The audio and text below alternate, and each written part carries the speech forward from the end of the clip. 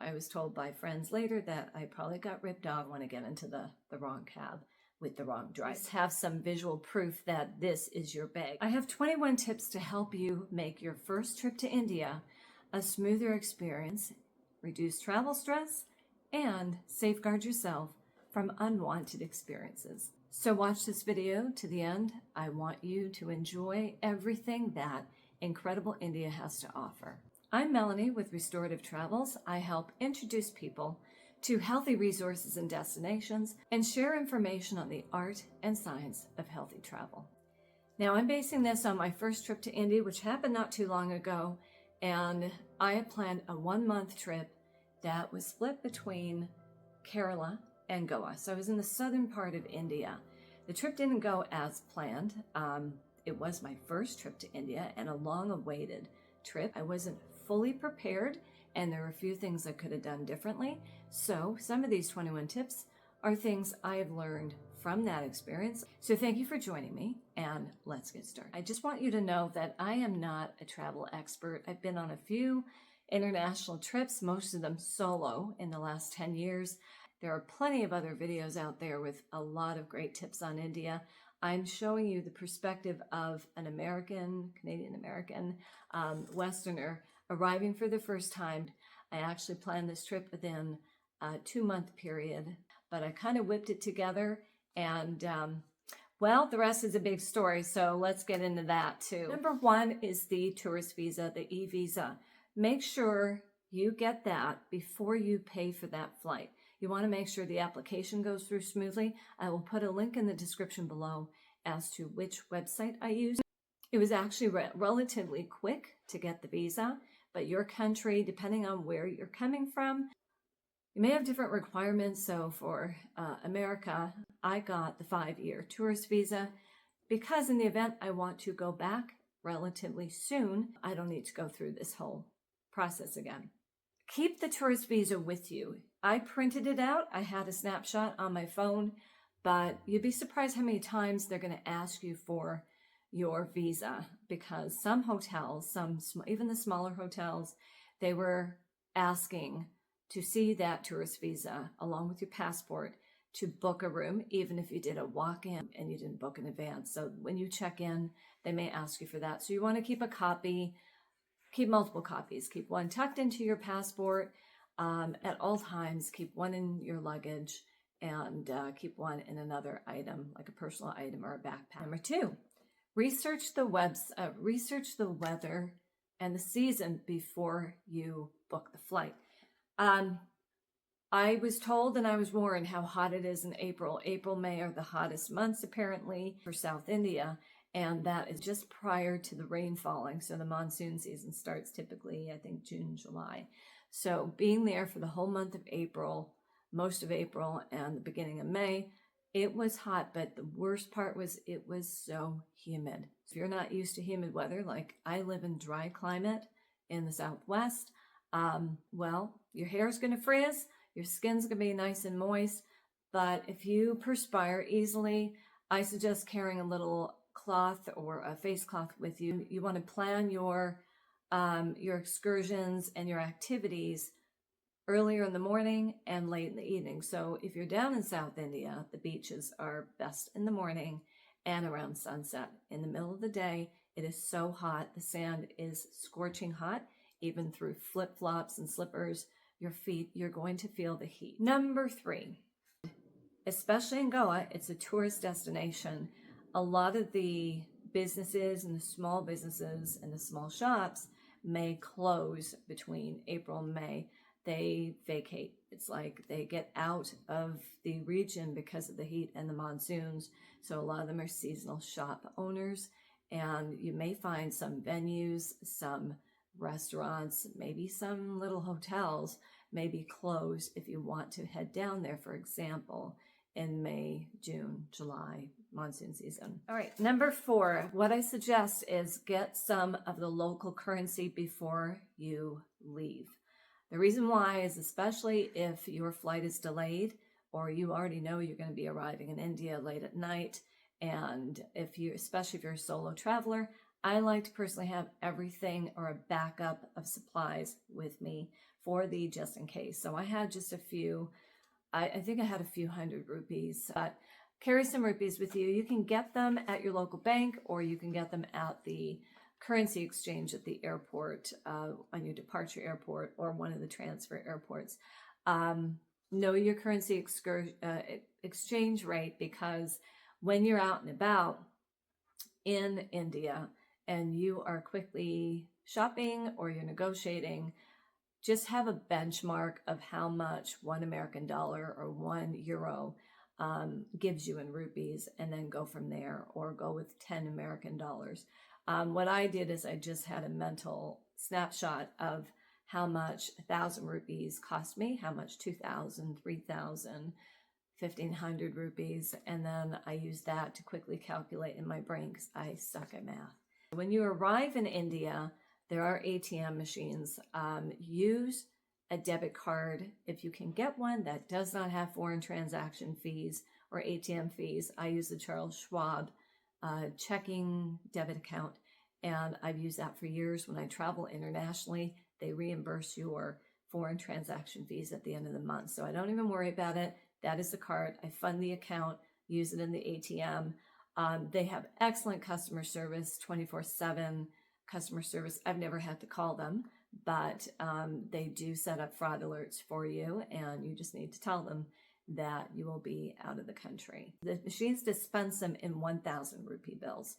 You want to go to local shops or your hotel and try and keep on hand smaller bills. So exchange those 1,000, some of those 1,000 rupee bills for smaller 500, 200, 100, even 50, 10, 20, because some of these shop owners, if they don't have the change for you, they'll just encourage you to buy something else, or they will deliberately tell you they don't have change. So they usually do. Just start walking away, and then they'll say, oh, okay, because they really want you to buy more. Number 5, book your airport pickup in advance. Now, this definitely goes for a solo traveler. When I arrived in Kerala, I had a referred driver from my first accommodation pick me up, and they provided me the name of the driver, the license plate, or there's an ID number for the taxis, so you know you're getting into the right taxi. And often you'll get the photo of the driver. Now, if you choose to use Uber, they have Uber down there.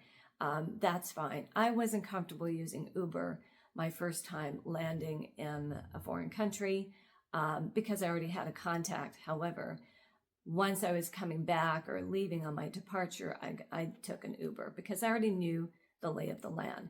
By the way, if you do hire Uber, choose the option that says pay in cash, because you will get a better rate. That's what I learned from another guest at my Health Village accommodation. When you have a private driver or a taxi driver with the hotel, especially a small hotel where you know, or you get to know the management there, they will accommodate you. Make sure you have them on your contact list for the phone number, and then you can communicate with them when you know you're going to be late. They should be checking your itinerary, so share the itinerary with them. That is the beauty of when you solo travel and you don't know what time of day you're going to be arriving. It's best to be safe and have a referred driver on standby for you. Number 6, use travel-friendly credit cards.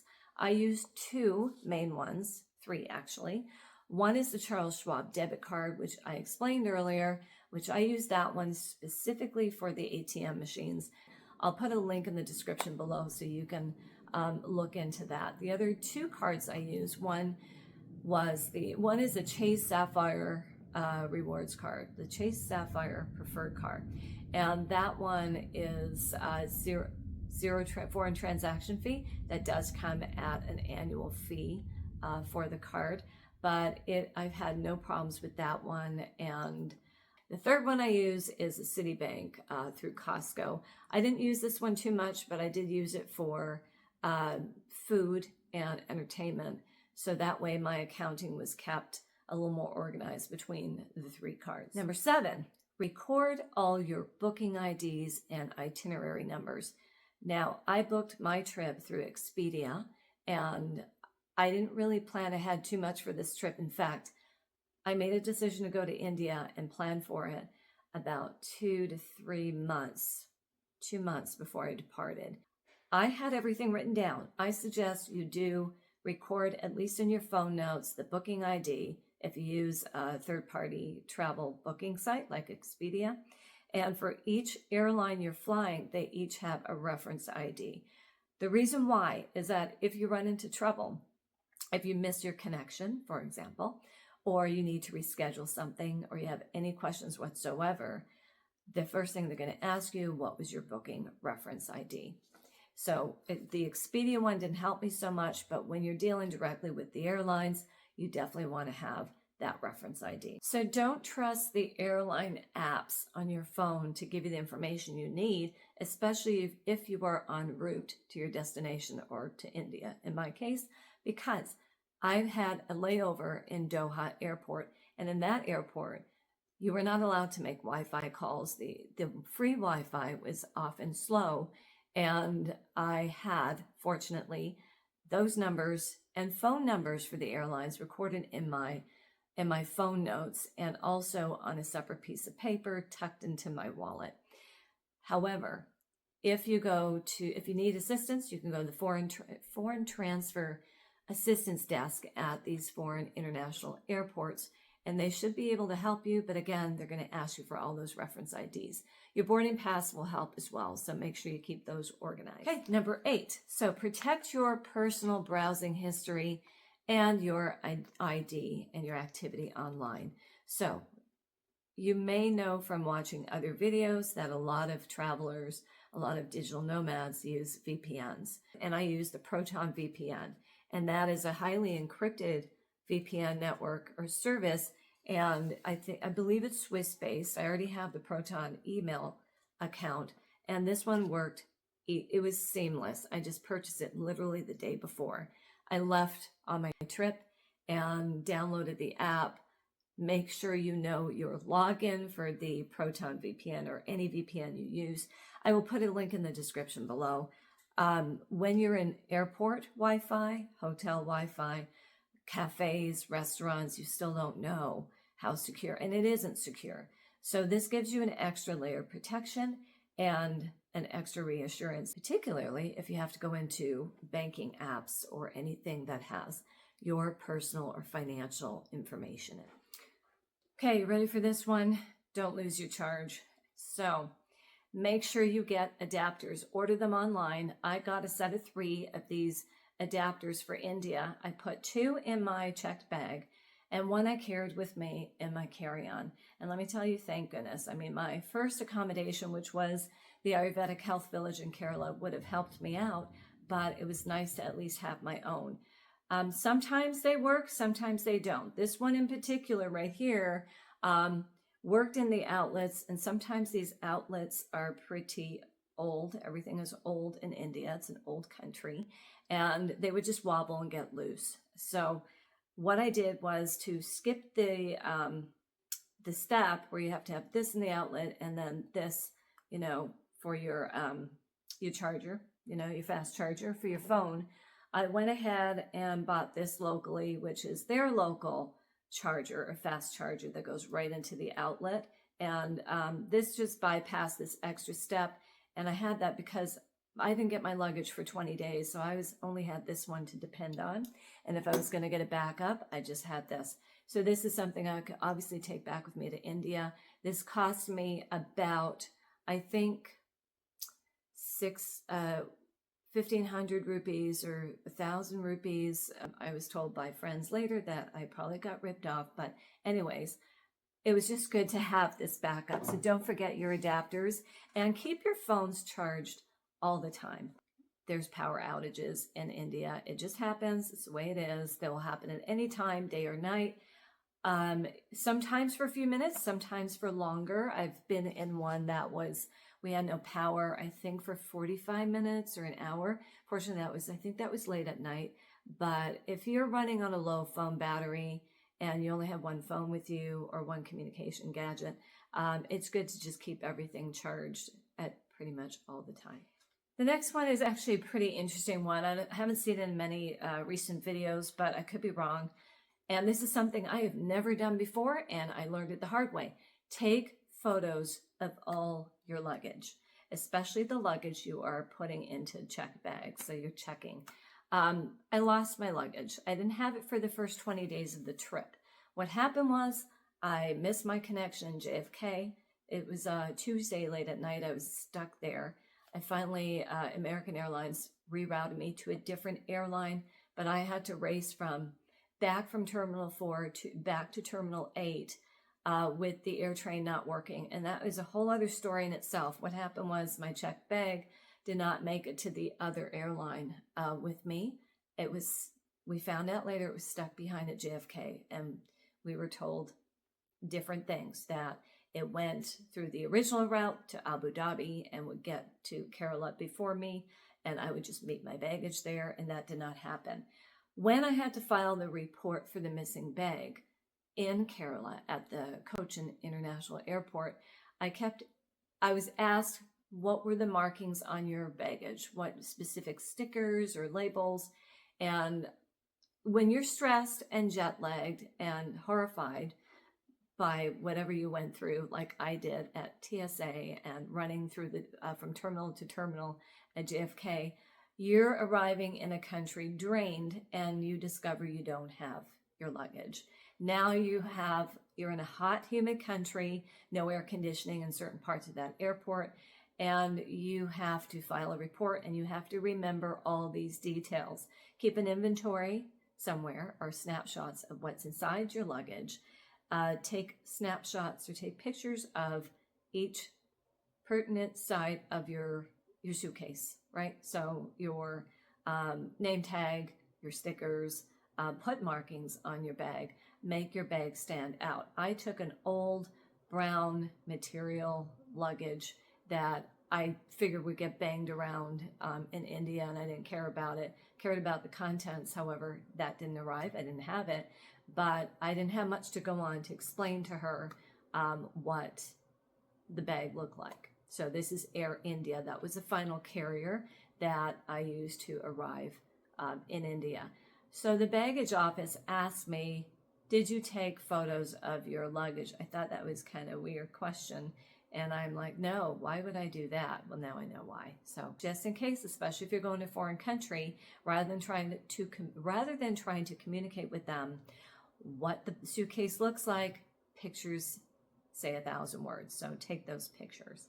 Oh, and also, this may sound like a little too, almost like you're paranoid, but again, better to be safe than sorry. When I was leaving India to fly back home, I also took a selfie with my luggage, because you never know. If your name tag gets taken off the luggage, removed or gets ripped off, take a selfie standing next to that suitcase that you're going to be checking. Number 11, purchase an eSIM or a SIM card when you arrive. Now, most of India communicates on WhatsApp, like I said. Having a local SIM card is going to relieve pressure off your own local carrier at home in terms of data. It's actually very inexpensive in India. I purchased one from Airtel for about $10 US, and that lasted me more than the month that I spent there. And it gives you a local Indian phone number. So what I did is I carried a second phone. I carried my old Samsung Galaxy Note 8 with me, which actually took very good pictures. And I put the SIM card in that phone. That allowed me to have an easier communication channel with local businesses.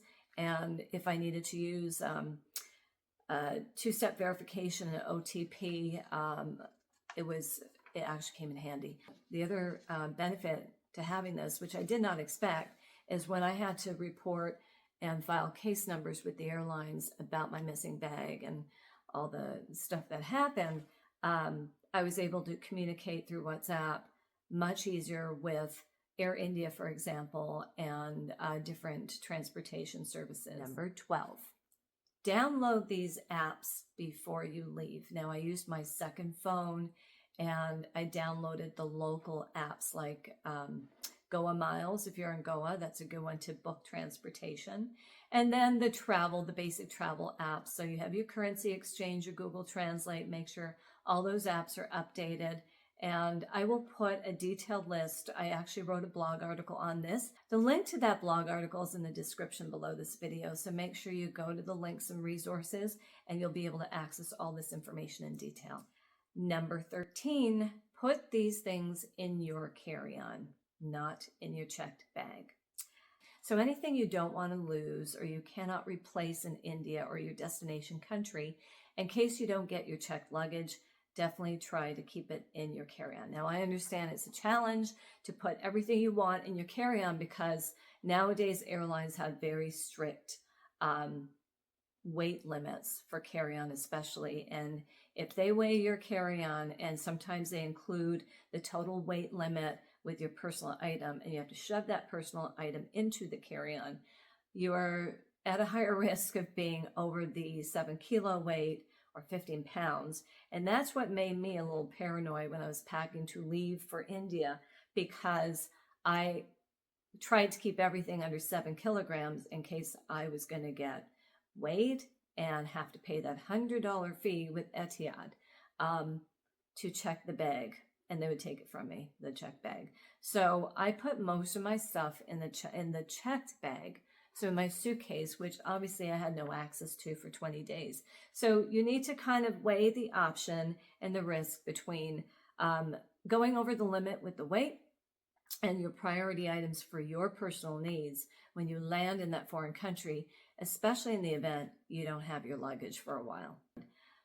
Eyewear, contact lenses, your vitamins, definitely your medications, anything that could be spoiled in the heat that you absolutely need, bring that on your carry-on. You want to have your power banks. You're not allowed to put that in checked bags, as you probably already know. Pack 1 or 2 outfits. And I didn't even have my flip-flops in my carry-on. So I had my sneakers, and so I had to go buy that. But flip-flops do not weigh much. You know, a bathing suit, if you're going to a beach, summer beachy destination, make sure you have that packed, because you at least want to have some fun on the beach while you're waiting for your luggage to appear. Favorite skincare products or medicated products for your skin and hair. Keep your liquids down to a minimum. You can buy everything you need. I'm talking about South India. However, different parts of South India I was in, I was surprised. Like, for example, Q-tips, I couldn't find them in Kerala, and I was in the city, in the town, and no one knew what a Q-tip was, and I couldn't find cotton swabs. So there's certain odd things that you may want that you're not going to find, but if they're lightweight and you want them for the just in case, pack them, put them in your carry-on. Okay, bring these items in case you get sick. So don't be surprised in India if you get that gastrointestinal illness. It's called Delhi belly. That's what they call it there. It's pretty much the equivalent of Montezuma's revenge when you go to Mexico or Central South America, I think. That actually happened to me, and mistakenly, and this was one of my big mistakes, I carried 3 days supplies of my antimicrobial, antiviral supplements that I was taking preemptively or proactively. And of course I ran out, and the rest of my supplements were in my checked luggage. So they don't weigh much. So anything specific for your needs, especially what your doctor recommends, carry that with you. You want to have your mosquito repellent. If you use it, you want to have eye drops or medicated eye drops. You want to have motion sickness tablets, rehydration formulas, digestive enzymes. So if you're not used to eating lentils and legumes and dairy, there's a lot of that in India. You don't want to miss out on the local cuisine because it tastes so good, and you are not used to that. Bring digestive enzymes with you. You can still get this in the drugstore there, or their drugstores operate almost like a health store as well, because they have a lot of vitamins in the pharmacies. But it's always good to have your own, because When you need them right now, so you don't have time to run to the pharmacy for it. So have a small supply on hand. And keep in mind, always check with your doctor before you leave on a trip to India of what you should be carrying with you. Number 15, I have a few airport security tips now. This is for India, South India. The domestic flights, checking through, going through the airport for a domestic flight, slightly different than the international. So, for example, in India, and that's whether you're departing from an international terminal or a domestic terminal, and I'm speaking of Kerala, Cochin, you are required to remove more things from your carry-on and put it in the bin than you are, for example, required to do in US. So they want you to remove your coins. They want you to remove anything that's metal. You need to remove all your battery packs. What I suggest is going online and checking with the airport that you're traveling in and out of in India and find out what you're supposed to be removing from your carry-on when you go through security. They move fast there, but they don't. What I mean by that is that it could be crowded. There's a lot of people. It seems a little more chaotic. A lot of shouting. A lot of you won't understand what they're shouting about, because if you don't speak Hindi or understand it, you're going to be a little bit lost. You just have to follow. This is the line for women. This is the line for men for security. And they just kind of push you along. So don't let that get you frazzled. But the more prepared you are, the easier it is. So what I suggest is know what you need to remove from your carry-on. Pack that strategically in your carry-on. And in fact, whatever you can fit in a big gallon Ziploc bag, that is going to be much easier, because you just pull that out, put it in the tray, you go through security. Now, when you're going through security, the women are in a closed in like a photo booth, but it's closed. And you're standing in there getting the wand screening from the female officer, but you can't see anything what's going on. So you don't know where your bag is. So you try and keep an eye on your bag as it's going through the x-ray scanner on that on the conveyor belt, and you're about to go into that booth. Hopefully that doesn't take long. So when you come out of the booth, you're going to see your bag on the other side. Keep an eye on your stuff. You don't know, with all the chaos and all the people, someone could pick up your carry-on. So hold your passport in your hand with the boarding pass, because that's something you definitely do not want to lose. Number 16, accept that you are going to lose things on this trip. And that goes without saying for any international destination. When you travel, you're bound to lose things. So in India, especially if you're going in the tropical zone in the south, you're wearing light clothing. Light clothing is inexpensive. You lose some clothes, you lose your bag, you buy more clothes. Fortunately for me, even though I was 20 days without my clothes, the clothes I needed, because 3 days after I arrived in Kerala, I had a pre-booked flight to Goa to visit family, go to the yoga retreat. I had no clothes for yoga, so I had to shop for everything. Fortunately, clothes are inexpensive. So whether your baggage doesn't arrive or you lose something, don't bring anything that you are going to be tremendously upset if you lose it. So don't bring your expensive jewelry. Don't bring expensive looking clothes. Don't bring your expensive sneakers. Don't wear those. The streets, the roads are red, like a red clay sand, almost like Sedona, but not as red. And they're going to muck up your shoes if you have white tennies. So don't, just keep everything very simple. South India is very laid back, less conservative in Goa versus Kerala.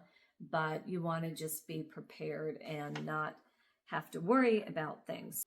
I will be producing a packing list, checklist for travel to India pretty soon. So look out for that. And just subscribe to my channel, because I will be announcing that and running through that list in a video at a future date. Number 17. Now, of course, these are not in order, but this is something you want to do as soon as you buy your air ticket, your airline ticket.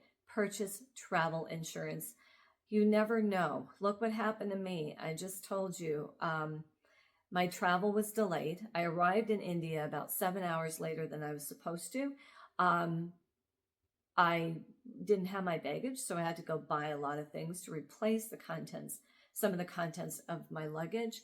And what I didn't tell you is that I got sick twice. So I had to get some kind of local pharmaceuticals, over-the-counter stuff, and see a few doctors. And that all adds up. And it's not so much, in India, a lot of things are very inexpensive, at least for a Western traveler. And it's not so much the cost of replacing these things, the necessities that you need. It's the stress. So when you get stressed from losing your baggage or going through chaos, trying to transfer and make a connection flight, you arrive at your destination tired, dehydrated, jet-lagged, frustrated, upset, and a little bit confused because you may be arriving first time in a foreign country and alone. And that depletes your immune system. That will increase the likelihood you're going to get sick. So now I have 3 claims going with my travel insurance company, and I purchased Alliance, and so far so good. At the time of filming this video, they have reimbursed me on the medical claim, and I'm waiting for the other 2. But honestly, the process is very simple. It's better to be safe than sorry, because if you have private health insurance or health insurance in your home country, I am pretty sure they're not going to cover you for your medical expenses, especially if something really bad happens. We hope not. And you have to be air-vac'd to a hospital. Depending what parts of India you're in, you may not be near a hospital. So you it's just a good idea to have that kind of insurance with you. Okay, number 18, prepare for power outages. I mentioned this when I was talking about adapters. So again, just be prepared. Just have everything charged when you're, maybe when you're sleeping, charge everything across the room. Of course, I don't recommend you charge anything close to your head or your nightstand because of the radiation. So find an outlet across your bedroom where you can keep your stuff charged at all times, and carry a power bank with you when you're out and about, doing excursions or enjoying your time. When you're going to India, before you arrive, just be aware of the cultural differences. For example, a lot of places, even in South India, require you to remove your shoes before you enter. Most people walk around in flip-flops, or over there they call them slippers. I bought a pair, but I ended up buying a second pair because some places you go, like a cafe, there could be 20 pairs of flip-flops sitting outside the doorway. And you just never know, especially if you're in a place that serves alcohol. Someone could take off with your slippers or your flip-flops. So I know it's a little neurotic, but sometimes, depending where I was going, I had a little carry-on or backpack with me, and I'd throw an extra pair. I bought you could just buy really inexpensive flip-flops over there. I think I paid like $3 for a pair. And I carried that with me as a backup just in case. The last thing you want is to leave a public place, and have to scramble or walk barefoot. And it is hot over there, especially in the season that I was in. When you visit temples, even churches, you need to cover up. So if you cannot expose, ladies, I think men too, you cannot expose your knees. So you have to have a skirt or pants that, cover the knees, the chest and cleavage. You want to cover that. What I did is I bought as a backup a sarong. I don't even know if they call it sarong there, scarf. And I used that, and I just tossed it over my shoulders in case I wasn't sure about the t-shirt I was wearing at the top, and that, and you can buy them really, really, really inexpensive for like $2 or $3 at a clothing stall. They're very conservative in some parts of South India, so especially in the hotel industry and professional industries, just a handshake, but just don't be over animated. They don't hug. If you make a connection or you feel comfortable with the hotel staff and you're leaving, oftentimes we get connected with the staff or our hosts, and we want to just get, in America, we like to hug. hello and goodbye, and they may pull back a bit, so just be aware of that. Number 20, use a Travelsafe personal item or bag. The reason why I say this is that there's still scams everywhere you go, and there are people who scam even down there in South India. So especially if you're a solo traveler, you want to be very careful. You don't want to let your guard down, but at least you want to have that security of having an RFID protective bag with card slots in it, an RFID wallet, and I'm going to show you the one I bought. I bought this off Amazon. I call it the black hole because it is so expansible, and I love the organization of the pockets. I will show you a closer view in a second. And it has an outside zip section where you could put cards in, and you have the ability to lock up the zipper too. So you can, it has a key ring, a key thing, right, to attach your key. It has, actually, there are things in my bag sometimes I didn't think I had, and then I found it in this bag, which is good. And it does expand. It can get heavy.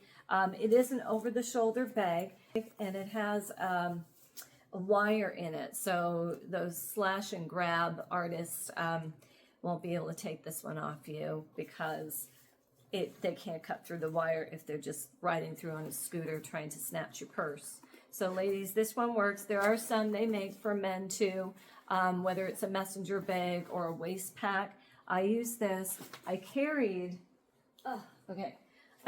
this with me too, but I didn't quite use it. I think I wore it once. And this is, I might have bought this online or through the AAA store. This one was from the AAA store, and this one is a neck collar. I don't like to really use this because it irritates me when it's hanging over my neck.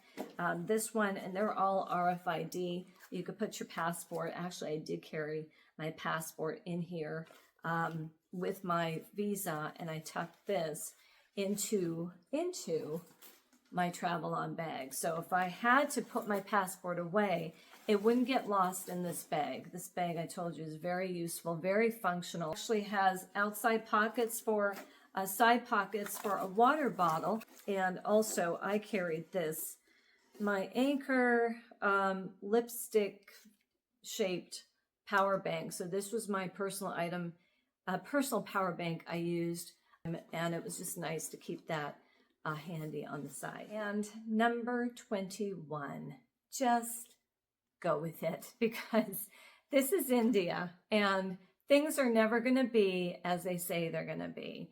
It's very laid back.